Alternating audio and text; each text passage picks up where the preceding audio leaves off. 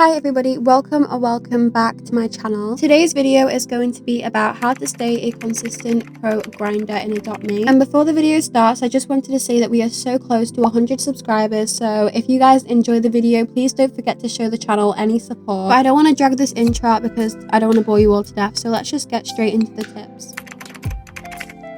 So I wanted to start off with this tip because I feel like it seems really obvious, but it just isn't. Because I see far too many people complaining about how hard it is to make neons, but they're not even trying to actually obtain the pets that they need. And I feel like this is basic knowledge, but I do just want to make it really clear that to make a neon, you need 4 of the same pets fully aged up. So my biggest piece of advice to actually get these pets in the first place would be to 1, hatch loads of eggs, and these would be probably the cracked eggs because you're going to get more pets with that. Obviously, if you're wanting to hatch better quality pets, you should buy the royal egg or the egg that's in the gumball machine, but if you want more pets, you want to buy the cracked egg because it's the cheapest. Or as an alternative, you would need to trade for these pets. And honestly, my biggest piece of advice here would be to not be afraid to overpay. And I know this sounds bizarre because I'm definitely not telling you to trade a frost dragon for a dog just because you want 4 dogs. But for example, if you want a neon hot bop and you're offering for 1, don't be afraid to do a couple of uncommons. At the end of the day, it's not that big of a deal and you're still going to profit from it later on, so just make sure that you're securing the pet. If you're beginning out with making neons, because we all literally have to start somewhere, I would definitely recommend starting with the low tier pets, so like the common and uncommon, because not only will these be the easiest to obtain like we said in the last tip, but they're also the easiest to age up. They're going to age up pretty quick, and I know from experience I get so burnt out. Even now, like after all this time playing Adopt Me, I still get burnt out when making neon legendaries or even ultra rare. And there's nothing wrong with making these type of neons. Like you can literally see in the video I'm making a neon starfish, but I was motivated to do that because it was a 2 times weekend. But usually I will just focus on making my common and uncommons neon first, and if I'm feeling really confident, I'll go for a higher tiered one. Similar to the other tips, this one is still quite small, but I honestly find it's my biggest source of motivation, and I always make sure to favourite my neons and megas, because being able to look at your accomplishments and everything that you've achieved, it makes you feel like everything that you've worked for was actually worth it. Because it's honestly just so easy to get burnt out and tired in Adopt Me and think, I don't want to do this anymore. But if you can look back at what you have done, that is just going to give you the extra boost you need. Like the account that I'm currently on in the video is an old account. I'm trying to play 100 days of it, and then I'm going to trade everything I've earned back to my main. But as you can see, I have favorited all of my neons and megas, and it actually shows how much I've accomplished. It's so easy for your neons and megas to just get lost in your inventory, so when you look at it as a whole, it can sometimes feel really underwhelming, so favoriting them to highlight your accomplishments definitely does help. Another way to keep you motivated to grind and make more neons and megas is to set a goal every single day, which is actually what I did in this video. The day before this day, I aged up my 3rd starfish, and then the aim for this day was to age up my final one and make a neon, which I did do at the end of the video. If you don't set goals, you're not going to know when to stop, and I feel like that is the main cause for people to get burnt out, because they do a whole lot at once and then suddenly they don't want to play Adopt Me for months, and I am definitely guilty of that. The amount of times I've had to start an account again because I got too burnt out and took a 2-month break is unreal, and this account is literally an example of that. As you can see, I've put in my name that I've been playing it for 42 days, and that's literally when I started Adopt Me again, because up until then I hadn't played in months, which I think just honestly goes to show that you shouldn't push yourself and that you should just set reasonable goals every single day, or you're going to end up like me.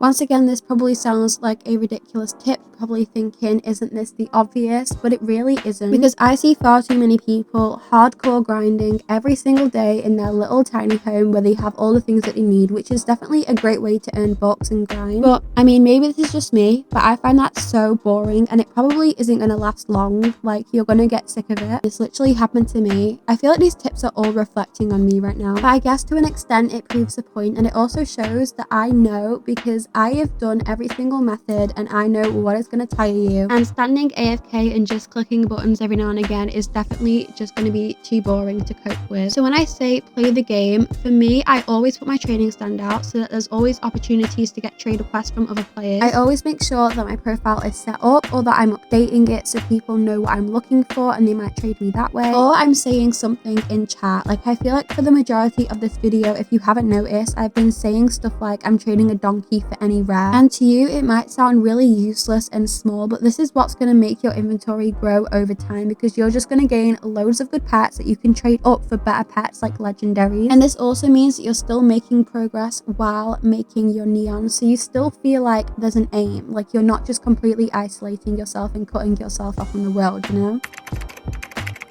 So this low-key sounds hypocritical because I have just been slandering grinding homes, but that doesn't mean that you still shouldn't have one there. I definitely don't think that you should lock your door and just stay in there the entire time you play Adopt Me to hardcore grind. I feel like you should still be doing other stuff, but to have the majority of things that you'll need for your pet's task all in one place is really going to help. It almost makes it feel like the process is going quicker, which definitely does help keep you motivated because you can see the progress and your pet's age going up. And I just love it each time my pet hits its new milestone, especially when it's like teen or post-teen. Like, I know I'm so close, and it just gives you the extra boost that you need to complete that neon, and then you're gonna feel proud of yourself, you're gonna be excited to play again and make even more. But then again, just as a reminder, linking back to my previous tips, still make sure that you're not going overboard, because you obviously don't want to ruin the experience and never want to play again.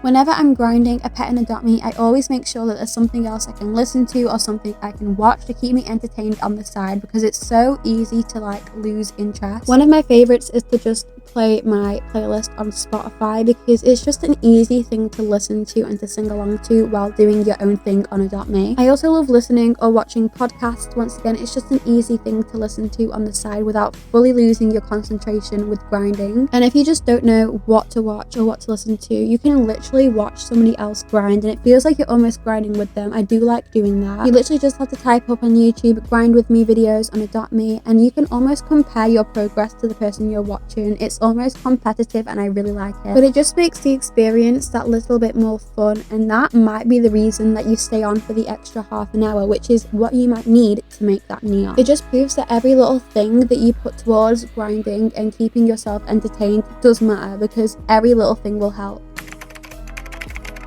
My next tip is to use alt accounts to help you like speed up the grinding process a bit quicker. This method is really effective. It's basically the equivalent of having, I think it's called the Pet Plus Game Pass or something, but I'm trying to make this video a more no Robux tip thing. So if you still want to grind with like 2 pets at a time, you can definitely do that instead as a free alternative. I still want to be completely transparent though in this video, and this personally isn't my favorite method because I can just get really overwhelmed with trying to control 2 accounts at once. There's going to be a lot of trading back and forth with the pets that you want to age up, and it's just a lot for me. I don't know why I struggle so much controlling too many things at once. I just do. But I would argue it's probably the best method on this list, which is a pretty strong claim actually, but I think it is. It just like doubles the speed, which is a lot. So you can kind of look at it like from whatever perspective you want and make your own decision. Personally, I don't like doing it. If I'm desperate, I will, but I try to avoid it because once again, it's one of them factors that just easily burn me out.